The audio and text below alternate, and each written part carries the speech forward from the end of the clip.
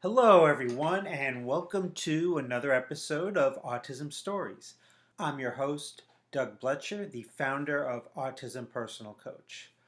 Autistic people are the true experts of the autistic experience, and Autism Stories is where we interview autistic people to learn from their stories, experiences, and get their advice. If you'd like to be notified about each week's episode of Autism Stories, we suggest you subscribe on your favorite podcast listening platform. We would also appreciate it if you could give us a positive rating and review, as it will help others to learn about autism stories. Now, on to this episode of Autism Stories, in which I will interview Sonny Hallet about being part of a committee that developed a report regarding the problems with mental health for autistic people, their work as a counselor, and how to identify trainings that are actually helpful to autistic people. We hope you enjoy today's conversation. Sonny, thanks so much for joining me today. Hi, thank you. I wanted to start out and learn, where does your story in the autistic community begin? It was quite a few years ago now. I realised that I was autistic, or that I was likely to be autistic in my late 20s. I'd got together with my partner Fergus, and they a bit about autism at that point, and we sort of started talking more about autism, and their mum Dinah, I think, noticed that I was likely to be autistic and kind of encouraged me to engage in some online communities, mostly actually through, she asked me to sort of help out with an online forum of autistic people. And I don't know if that was on purpose or not, but I saw what people were saying and thought, gosh, that sounds a lot like me. So that was the start. I then did a bit of thinking about it, went for an assessment. I kind of felt like it was sort of useful for me personally at that time to have that diagnosis as validation, really, and also to sort of access support. But since then, I've thought a lot more about autism. Yeah, that was the very beginning. Now, Dinah was an amazing person, but when someone says they think you might be autistic, sometimes people have different responses to that. So how did you kind of take that information or questions that Dinah had? I think that was the thing, was that neither Dinah nor Fergus actually said to me that they thought I was autistic. Whether on purpose or, kind of just unintentionally, I was kind of exposed to this world. And I feel very lucky, actually, because it was so many people are sort of, come into contact with information about autism through a much more sort of pathologizing lens. But I was fortunate to be in this environment where people were talking about autism in a much more progressive way, without sort of shame or pathology attached, just as a way of being, which obviously, can come with challenges. But it meant that I was sort of shielded, I think, at that stage from a lot of the sort of potential kind of internalized ableism and stuff that might have come up. Have to deal with that later. But yeah, so there weren't any questions asked. It was more, I remember the moment Fergus and I were on holiday, and I very, very anxiously broached this question. And I said, Fergus, do you think I might be autistic? I was, I sort of never said it out loud before, and I was quite worried about the response. But yeah, it led to some great conversations about neurology, and yeah, of course, Fergus had already thought that. So. Now, you were a chair for AMAZE, the Autistic Mutual Aid Society Edinburgh, in which all of your members and the committee are autistic themselves. So AMAZE came out with a report regarding the problems with mental health for autistic people. What were some of the major problems that the committee found in regards to autistic people getting the support they need from therapists? Yeah, so that report, we sort of put that report together because we noticed that there were, at that point, anecdotally, trends in the community which, both I'd experienced and other people had experienced around not being able to access mental health services, and also sort of having very negative experiences if they were able to access mental health services. So we wanted to see basically, how much that was anecdotal, how much that was a trend, what was going on. And that was very much what we found in we sort of carried out a survey, and I wrote up a report around it, which was that autistic people in the sort of, I think we mostly restricted our research to Scotland at that point, were trying to access mental health services, often in crisis, and a shocking amount of the time people were being turned away from services purely because they're autistic. So services would say, we're sorry, we have nothing for you because you're autistic. Or they would be on a waiting list, and then they would get a letter saying, you're autistic, so we've taken you off the waiting list. The other barrier that would sort of come up when people accessed these, if they did manage to access services, either the services would not be able to accommodate them, so it would be something like, it might involve travel across busy town centre when the person was not able to do that, or it might involve kind of being in environments that were sensorily incompatible with the individual, or it might be sort of actual kind of issues with the professionals not having relevant autism understanding, or not believing the individual when they even said they were suicidal. So a whole range of issues, really, in both access and in actually getting any help out of services. Now, I don't like to talk about problems unless I'm trying to come up with solutions for them. So, in the report by Amaze that you were just talking about, there were several recommendations to improve mental health support for autistics. One of those recommendations was creating a route for newly diagnosed autistics to access the right kinds of mental health support. What are some ways to support someone once they've realized that they're autistic, whether by diagnosis or self-evaluation? Yeah, one of the sort of big reasons why people come to realise that they're autistic, or that they receive a diagnosis, is usually because they're struggling with something. And that's not the only way, but that is often the way, because people are kind of feeling at odds with those around them, or they're struggling with a work culture, for example, or dealing with mental health problems. And, whether they get a diagnosis of autism before they know anything about autism, or whether they come to realise they're autistic, that's kind of the catalyst. The mental health difficulty is often the catalyst. One of the things that can be really useful, first of all, is if a person was to receive a diagnosis, it's actually really important, I think, for them to be offered mental health support. And actually, quite apart from the fact that they might already be experiencing mental health difficulties, the whole thing of getting an autism diagnosis is quite a big deal.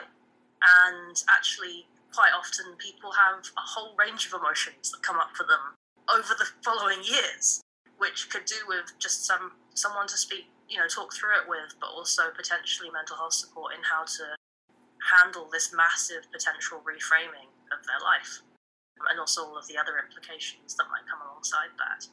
Other things that can help, obviously, is that, and this is more broad as well, I suppose, is that mental health services need to be properly trained so that practitioners actually know more about autism in a way that is sort of non-pathologizing and from the autistic perspective, from our frame of reference as autistic people.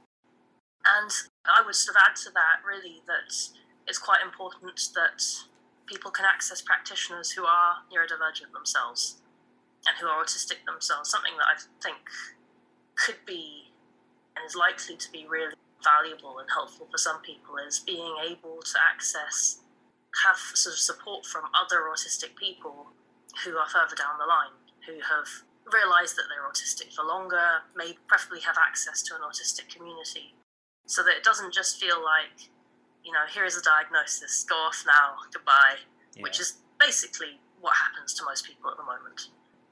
So another one of the recommendations by Amaze was securing funding for support services that are doing, some great work in improving the lives of autistic people. such as maybe existing one-stop shops. Were there any specific services Amaze identified that are doing this type of work? Yeah, so I mean that was kind of the autism one-stop shops was one of the sort of things that services that we identified as already doing really good work. Although having said that, sort of there was a program of one-stop shops across Scotland. I would say like started probably a couple of decades ago at this point, and it was one of those things where it was a sort of one-off government project. Here is a bunch of funding, and there is no more continuous funding. And not all of those one-stop shops survived, not all of them did well. The services we were particularly pointing to and that we actually asked people about the best feedback we got were in Scotland, the Autism Initiative's one-stop shops, which there's 3 in the country at the moment. And I think the thing that sort of helped them stand out, even though they're not autistic-led and, there are criticisms I can make of them, but I think the thing that really helped them stand out was that they operate with a good understanding and I think good allyship towards autistic people. They now hire a lot of autistic staff, and also they offer sort of flexible support in a way that I think other services don't really. So I think that they, and actually now some of them also offer support from diagnosis to post-diagnosis onwards, which is a sort of nice joined up thing that should be happening, really. So that was one example. That was something that we were particularly pointing to as, look, this is a service that is working well, it can be improved, but we would like to see more of it because it's very hard to improve a service that's fighting for survival. Now, beyond your work with Amaze, you're a counselor yourself, and I read that you do something that I think is really helpful in that you bring the outdoors, nature, art, and creativity into your therapy work. How have you seen these types of activities to be helpful for the folks you support? Oh, I mean, there's just so much in there, isn't there? I was thinking kind of there's so many parts of this question in a way, but I think the big word in there is creativity. I think that therapy and creativity are very integrally linked.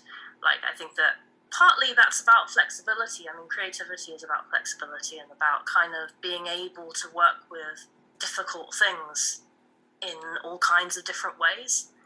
And I guess another word that's kind of tied to that in my mind is playfulness. So, and I don't mean that in a sort of flippant way, but I think that, if we're able to think about ideas and feelings and be light and playful with them, that can encourage us to be creative and curious. And that is a really nice way to sort of start to be able to approach things that feel intractable and that feel big and heavy. And it's a really good way to sort of build the relationship as well. I work in a very relational way. So I think the core part of therapy to me is to do with sort of participating in this relationship, both of us, and that's leading to a space for transformation. That's sort of creativity in the broad sense. Art and outdoors, I think, come out of that, really. I've unfortunately not had yet as much opportunity as I'd like to sort of do loads of work outdoors, partly just because I'm kind of starting my career as a therapist. I've done a little bit of work outdoors and I've done a little bit more work incorporating the outdoors while indoors. So some of that is about kind of talking about place, talking about places that are special to people, doing visualizations that involve thinking about nature. Actually, at times I've worked with people online as well where they've been outdoors. So they've always almost like taken me to nature and shown me spaces that are important. I think one of the really powerful things about nature and the outdoors is that therapy is traditionally, where you have 2 people sitting in a room with a tissue box in the middle and a plant in the corner. It's a very controlled environment. And it's controlled, because people feel like this needs to be controlled, this needs to be contained. But actually, real life is not contained. The real context that people live in is out in the real world. So I think, there are other ways to contain that relationship and to be safe, but in the context of the real world. which allows the person to, just exist and have a relationship that isn't pulled out of the context of everything that they're dealing with. So, for example, we're, outside and there's a loud noise and they react to that noise. That is part of their real experience of the world, and how they react to that and how they explain that to me and how I react to them is a real relationship. And other things about being outdoors that I think is important is that if somebody was coming to, say, a therapy room where I'm working for a service, they don't own that space. They can't come back to that space. They can't reflect in that space. I have arguably more power in that space. Whereas if we're out in the woods, they can come back to that wood anytime. It's their wood as well as my wood. They don't need you to go back there. They could go back themselves. Absolutely, exactly.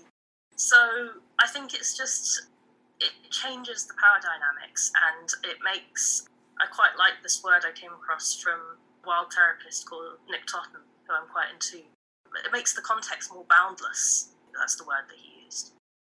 There's just a lot more potential for the person to take ownership of their space and do stuff with it. I love how you talk about creativity. How much do you think the energy of the person you're supporting, the client, goes into how creative you are with that individual? I think energy is a huge part of autistic communication.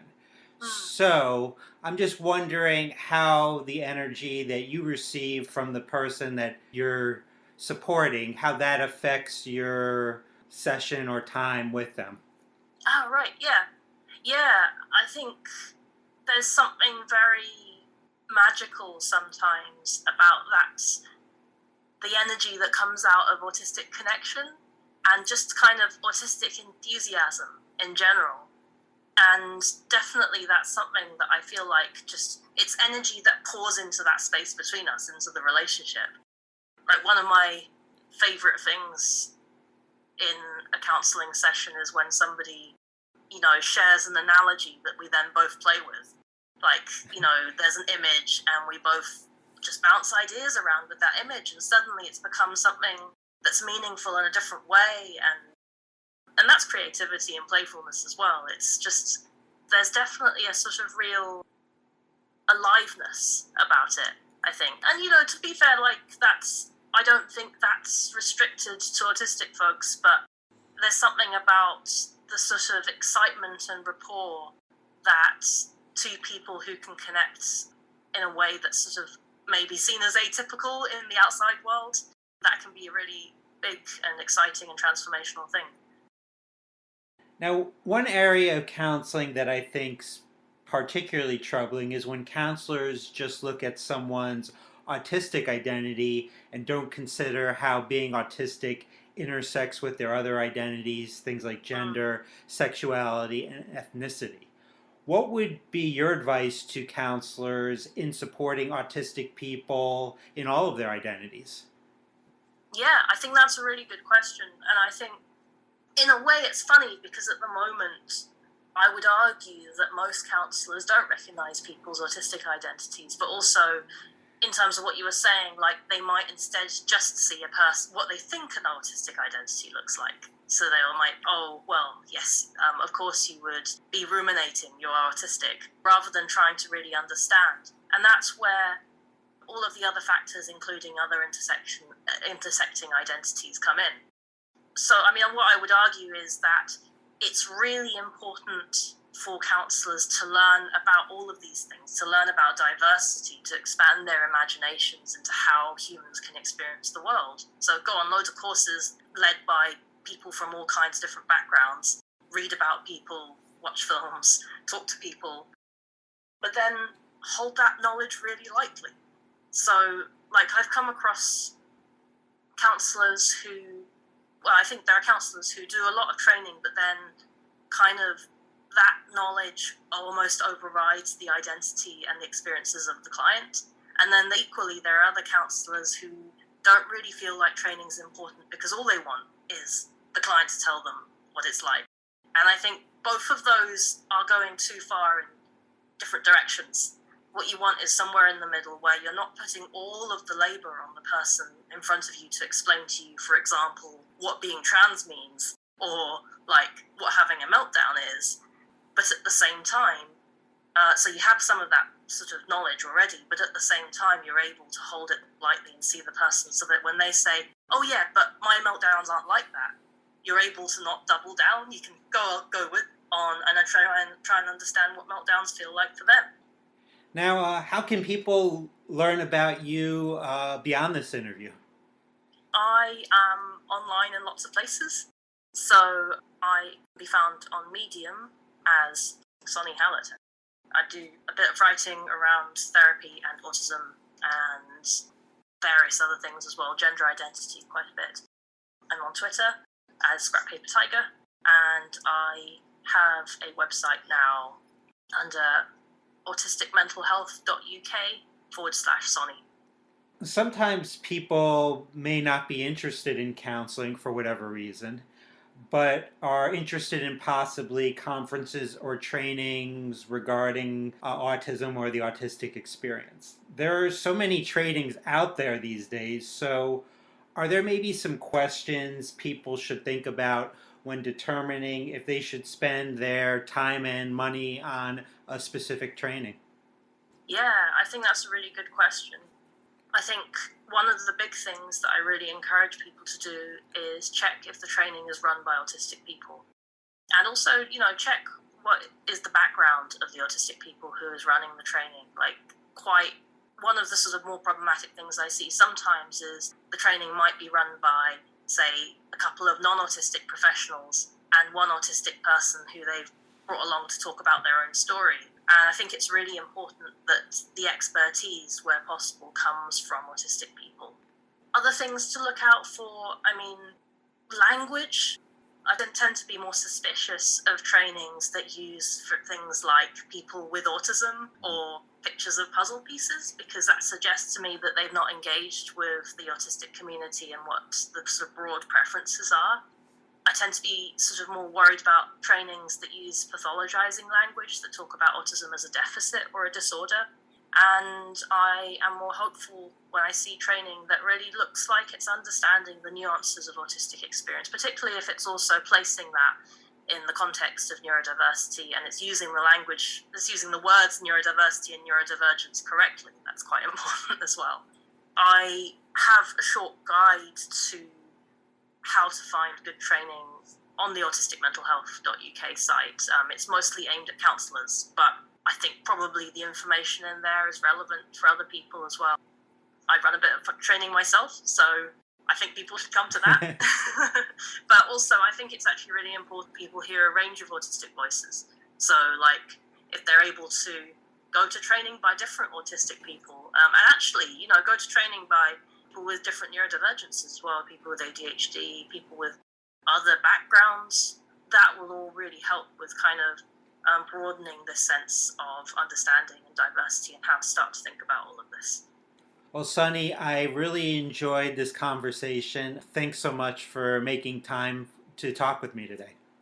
Thank you. Thanks. Thanks so much to Sonny for the conversation. To learn more about Sonny, please check out the link in the podcast description for this episode. And if you have an interest in learning more about how Autism Personal Coach can help you to get your needs met and your desires fulfilled, then book a free call with me today. A link for the free call can be in the podcast description for this episode. I hope you enjoyed this episode of Autism Stories, and if you did, if you could tell a friend, foe, or anyone you know about it, so they could have the same enjoyable experience as you when listening to Autism Stories, it would be very much appreciated. Until next time, I'm Doug Bletcher of Autism Personal Coach. Talk to you then.